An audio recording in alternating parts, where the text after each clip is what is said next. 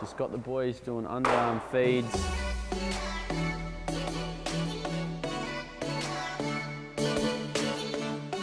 Morning legends! It is Wednesday morning, 8 a.m. I'm down here at Richardson Park.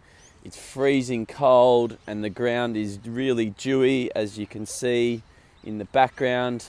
I'm on my phone because I brought my camera, but I've realised I don't have an SD card in it. I took my SD cards out. I've been getting all the data off them and putting them onto my hard drives. Data management's a massive thing for my business. So I've come down here without an SD card in the camera, which makes it pretty pointless. So I was going to record myself running and doing a few things, but looks like I'm not going to be able to. I'm going to be using my phone to listen to a podcast as I run, but it's cold, it's wet. I'm looking for an excuse not to exercise, but I've scheduled it in my calendar. I'm going to do an 18-minute run, 6 sets of 2 minutes jog, 1 minute sprint. For me, when I put things in my calendar, I do them. It makes such a difference to put something in my calendar, and my fitness is something I need to schedule in. If I don't, I just get consumed with time.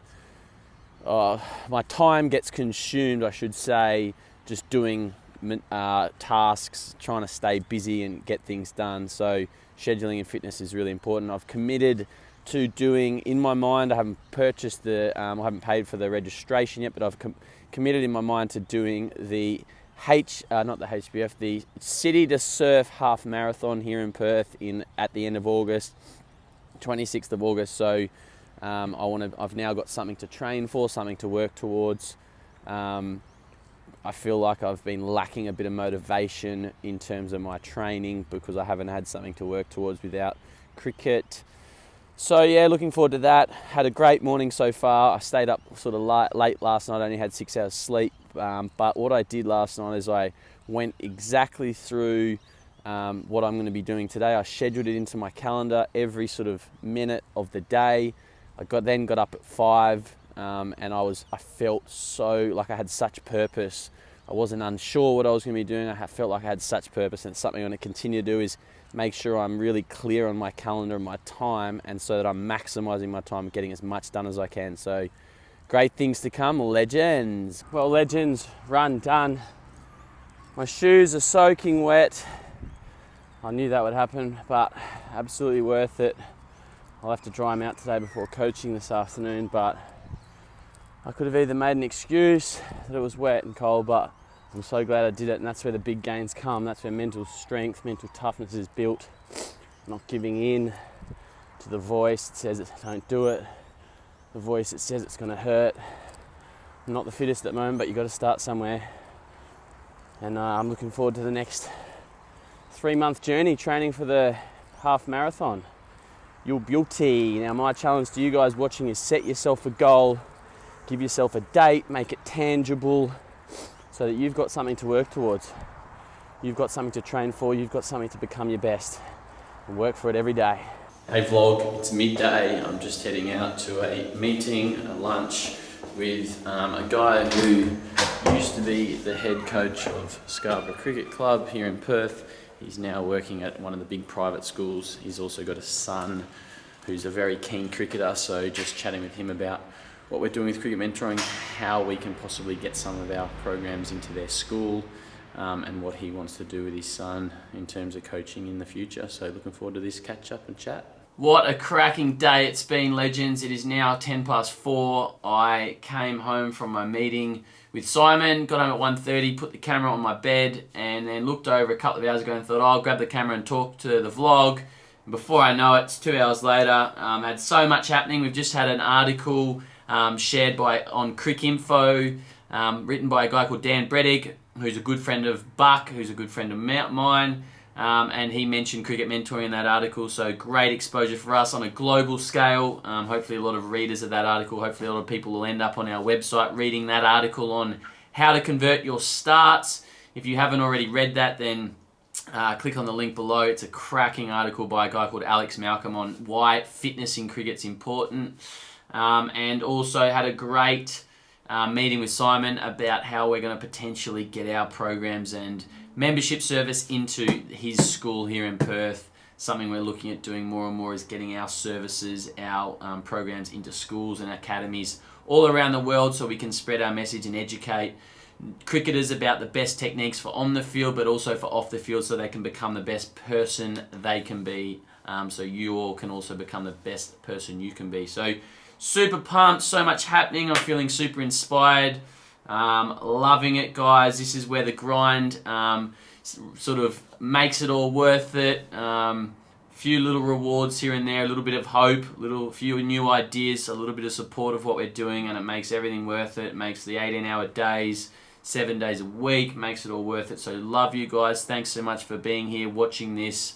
You're all legends, and hopefully it inspires you to chase your dreams and do the things that you want to do with your life, make an impact, and get it done. Fun session today.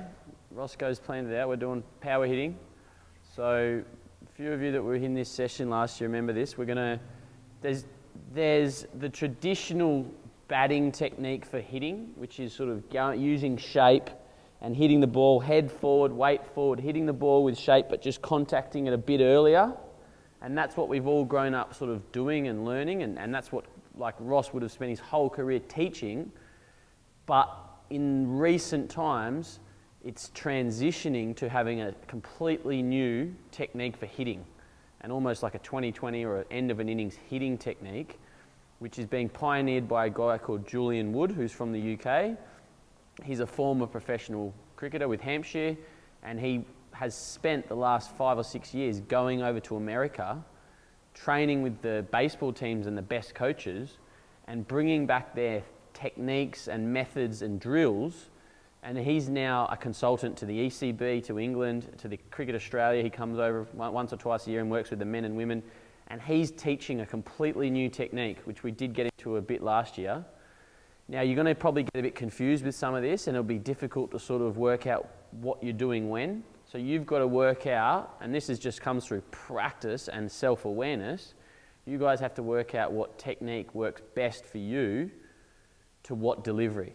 Like you might hit a full ball outside off with shape over cover for 4. You might not be able to hit it for 6, but you might hit a straighter ball over mid-wicket with a baseball style swing for 6.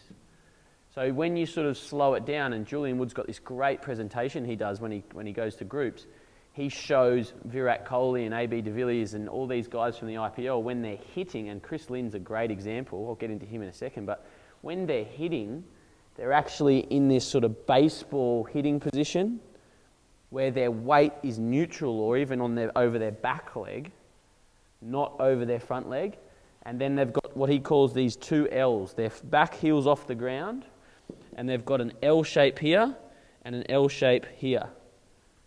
Okay, so you're generating your power from your back hip coming through, not from your head and weight going into the ball.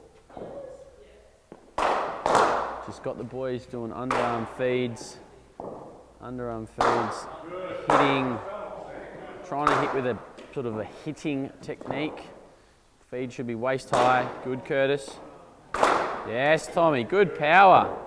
Feed should be waist high so they can try and make a clean contact on the ball, having a negative movement and then a positive movement back into the ball. Boys are hitting them beautifully. It's a new technique for a lot of them. Try and follow through, over their left shoulder, gloves by their left ear. Good, Tommy. In the meantime, we've got the boys over here doing their fitness. Good, lads. Well, vlog, that is the end of another great day. We've got the cricket on here. Australia and England in the ODI. Australia's struggling a bit at 139 for 5.